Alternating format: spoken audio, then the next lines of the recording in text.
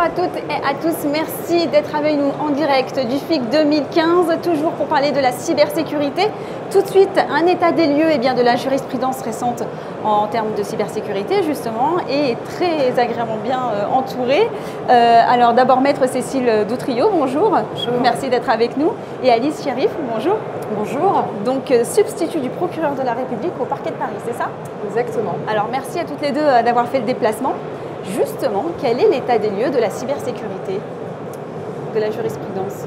La cybercriminalité, parce que c'est plus ce qui m'intéresse pour ma partie, et je pense un droit que l'on peut considérer comme étant un droit en marche, un droit extrêmement actif, qui est un contentieux extrêmement foisonnant. Il suffit de regarder tout ce qui concerne la production jurisprudentielle, mais également la production normative. Certaines lois récemment, notamment celle du 13 novembre 2014 portant sur des dispositions renforçant le terrorisme, est venue apporter sa pierre à l'édifice. Il y a également eu un rapport, un groupe de travail interministériel qui a été créé sur la lutte contre la cybercriminalité, qui est extrêmement novateur, qui a fait un état des lieux extrêmement complet du panorama de la cybercriminalité et qui montre toute l'actualité de cette matière. Alors qu'est-ce qui est à l'origine de cette récente jurisprudence en termes de cyber? Alors c'est vrai que c'était très intéressant ce que disait Madame Sherif, à savoir c'est vrai qu'il y a un groupe de travail interministériel qui a permis de faire un rapport, un état des lieux en fait, oui, de la menace cyber. Mais ce qui est très intéressant de constater moi sur le terrain par rapport aux décisions de justice qui sont rendues, c'est que si on prend la définition claire de la cybercriminalité, ça concerne forcément tout ce qui est délinquance et donc au niveau des juridictions répressives, tribunal correctionnel notamment. Et c'est vrai que moi ce qui est intéressant de constater sur la pratique, c'est que les instruments informatiques sont en fait un moyen pour des personnes de commettre des agissements, mais qui, au-delà de la sphère purement pénale, s'étendent aussi aux juridictions civiles, commerciales et prud'homales. Moi, c'est tout le monde est impliqué. Voilà, tout le monde. C'est d'où l'intérêt justement de ce rapport interministériel qui est transverse où différents partenaires, la justice, des institutions, mais également du monde de l'entreprise, des partenaires publics, privés, permettent en fait de dresser l'état des lieux justement de la menace cyber. Par contre, sur le terrain, vous demandiez quel est l'état actuel de la dernière jurisprudence. Moi, ce que j'ai constaté dans la pratique, c'est un glissement qui est très intéressant.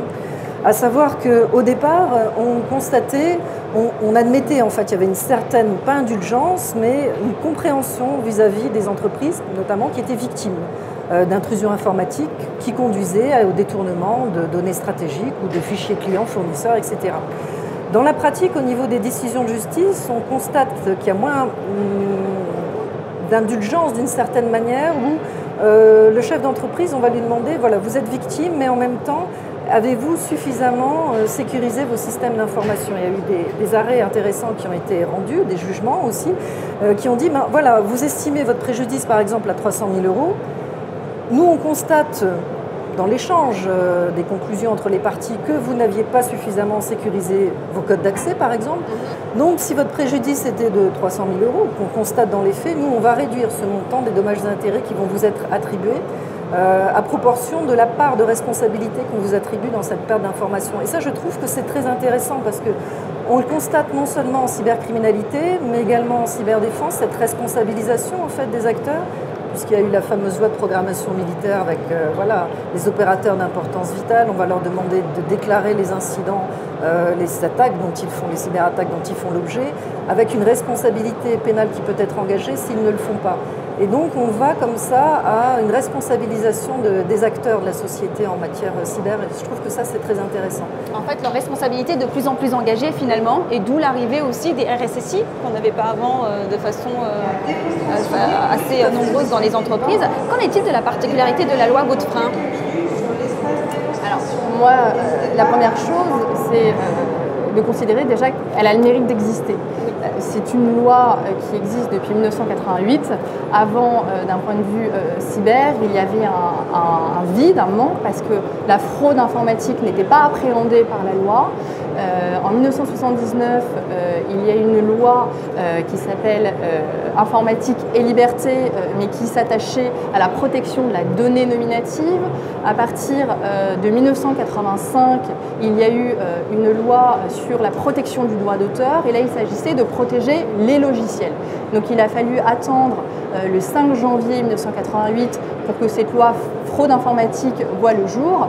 Et moi, je considère que c'est une bonne loi dans la mesure où c'est une loi extrêmement large qui n'a pas apporté de définition stricte de ce qu'est un système de traitement automatisé de données et qui a permis au fur et à mesure de l'évolution du progrès technique, de l'évolution des contenus techniques également, de faire en sorte que l'incrimination s'adapte parfaitement à la réalité du terrain. C'est une loi également qui n'est pas restée figée. En 2004, elle a été modifiée une première fois par la loi Confiance en l'économie du numérique. Les peines ont été aggravées. Il y a également eu un article 323-3 du Code de procédure pénale qui a été créé, qui nous permet de réprimer la détention, la mise à disposition de ce qu'on appelle communément les armes numériques, mais qui sont tous ces virus informatiques. Et cet article est très intéressant. Il faut savoir que d'un point de vue européen, c'est un article que beaucoup de pays nous envient, c'est-à-dire que la simple possession de cette arme numérique est réprimée en France. Ensuite, il y a eu une loi qui a été prononcée, qui a été édictée en 2012, qui a permis de réprimer la circonstance aggravante des atteintes commises sur un système mis en œuvre par l'État. Voilà, donc c'est un point extrêmement important. Et la dernière modification de cette loi a été apportée par la récente loi dont je vous ai parlé tout à l'heure du 13 novembre 2014, qui, en dehors de tout ce qui concerne le terrorisme, a permis d'enrichir cette loi de Godefroy.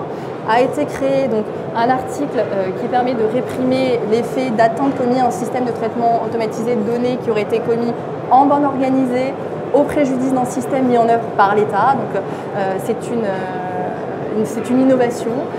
Cela a porté cette nouvelle infraction est punie de 10 années d'emprisonnement, ce qui nous permet, grâce à la création également d'un nouvel article du Code de procédure pénale, d'emprunter certaines dispositions à la criminalité organisée. Donc c'est extrêmement important. Ça permettra notamment d'agir contre des hackers qui n'agissent plus isolément, mais qui seraient structurés en groupe, organisés, qui agiraient éventuellement pour leur compte personnel, dans une visée crapuleuse, mais également on peut imaginer des groupes d'hackers mandatés par des États. Donc c'est extrêmement intéressant. Et enfin, cette loi a prévu également un nouvel article qui est consacré au vol de données.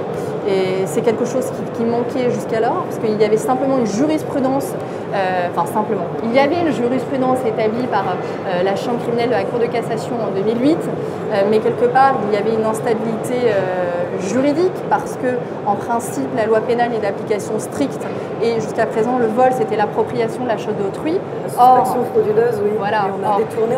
On agissait, nous, sur le fondement de l'abus de confiance, en réalité, la plupart du temps, ce qui était moins clair. Il y avait des parades, mais ça n'était pas proprement adapté, et c'était tout simplement inadapté, parce qu'une copie de données ne va pas enlever la propriété à son propriétaire, qui sera toujours en possession de cette donnée. Voilà, donc la dernière pierre à l'édifice a été apportée. Donc en conclusion, c'est une bonne loi qui a quasiment 27 ans.